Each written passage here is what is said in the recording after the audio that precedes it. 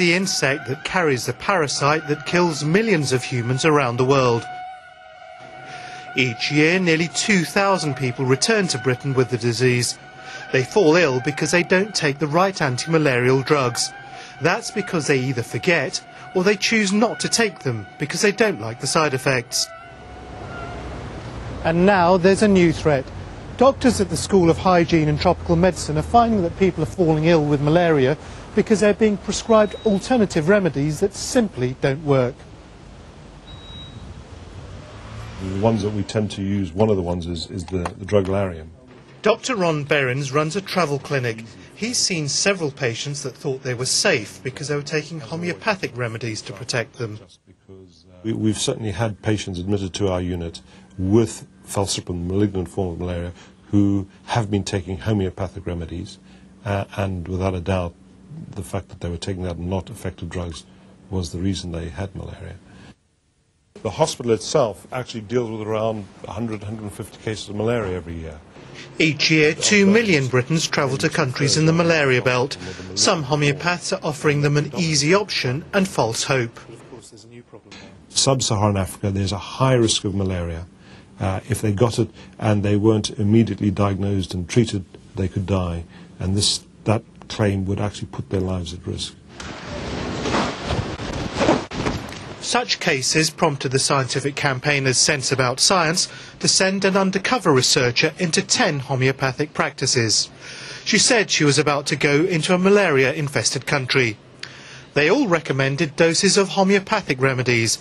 These were 99.99% water, with an almost undetectable trace of quinine.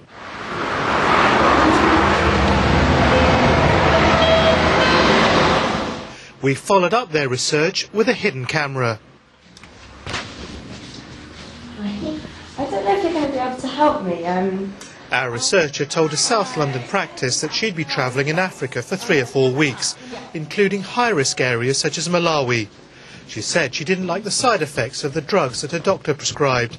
So could they give her anything instead of the drugs which would protect her against malaria? The doctors have this big fear thing about malaria. And, that's just they recommend it because obviously, it is a nasty thing. But there's actually, as I say, it's you can, prevent it with the remedies. And as you say, the tablets are... The homeopath said you can prevent malaria by taking her remedies. And in that 20-minute conversation, there was no mention of getting drugs from the doctor. Serious problems from them. So if you can avoid it, When Newsnight called the clinic asking why their consultant gave that advice, they said it was a mistake. Normally they do tell people to go to their GP for serious conditions such as malaria.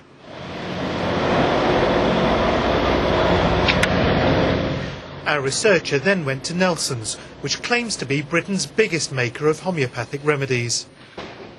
To be honest with you, whoever we've suggested it to have been happy taking it, gone travelling, and no one's come back saying that we've got malaria. As long as you're cautious, are you going to a place where it's zoned, is it like sort of high season? I think we're going to Malawi, which I think can be quite high risk. High risk, okay.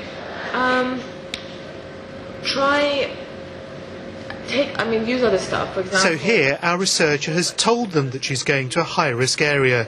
The practitioner should tell her to use licensed drugs from a GP, but instead... They say you've got some garlic, all that kind of stuff. Yeah. Nelson subsequently told Newsnight that this was against their policy, which is to tell patients that the advice is to take prophylactic drugs, as well as providing information about the homeopathic remedies that are available. They've told us tonight that they've now reiterated that advice to staff. So here we have the early stages of a healthy culture of Plasmodium falciparum parasites, and that's the species that causes many deaths across the world every year. These slides show how conventional antimalarials work. They force the parasite, shown in purple, out of the blood cells. One of the early treatments was quinine. Some homeopathic drugs do contain trace amounts, but in fact you need to take much larger doses for it to have any effect. So how much quinine would you need as a treatment for malaria? Okay, well the WHO recommendation is 10 milligrams per kilogram 3 times a day. That means that a fit bloke like you, about 80 kilograms, would need to take 2.5 grams every day for 5 to 7 days, and that's many million times more than the levels offered in these products. Well, the homeopathic clinics say that it's acting like a vaccine. It's getting your body prepared to defend against these parasites. I would be delighted if we could take our drugs and dilute them 1 in a million and still save lives, but we do not have that evidence. We then went to Helios in Covent Garden with the same story. Again, they told us their remedies would work instead of proper drugs. Do you think this would work instead? Yeah, you don't need to take anything else. Perfect. And it has no side effects, so I could take it for the whole time? Yeah, you can. I'm at the Royal London Homeopathic Hospital. It's one of the oldest alternative medicine centres in the country. It's part of the NHS, and the doctors and nurses here are medically qualified. They use homeopathy for treating certain diseases, but they believe that it's dangerous to pretend that it can stop malaria. This is gelsemium. This is made... We showed their director, Dr. Peter Fisher, Helios's response to our filming. They said, "We give advice on traditional homeopathic remedies, which have been used by people for many decades in their attempt to avoid conventional treatment for malaria." They defend the advice they give, and they still don't see the need to go to a doctor to get proper protection. I'm very angry about it because people are going to get malaria. There is absolutely no reason to think that the homeopathy works to prevent malaria, and you won't find that in any textbook or journal of homeopathy. So people will get malaria. People may even die of malaria if they follow that advice. I'm not surprised, unfortunately, because in the past there have been similar episodes where people who are not doctors, who are not properly regulated health professionals, have given advice rather similar to this. We then went to Superdrug's pharmacy in the Strand to see if a high street chemist would agree to book an appointment with a homeopath about malaria.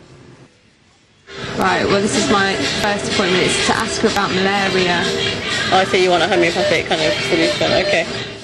Superdrug told us that the homeopath was independent, but worked in their store once a week.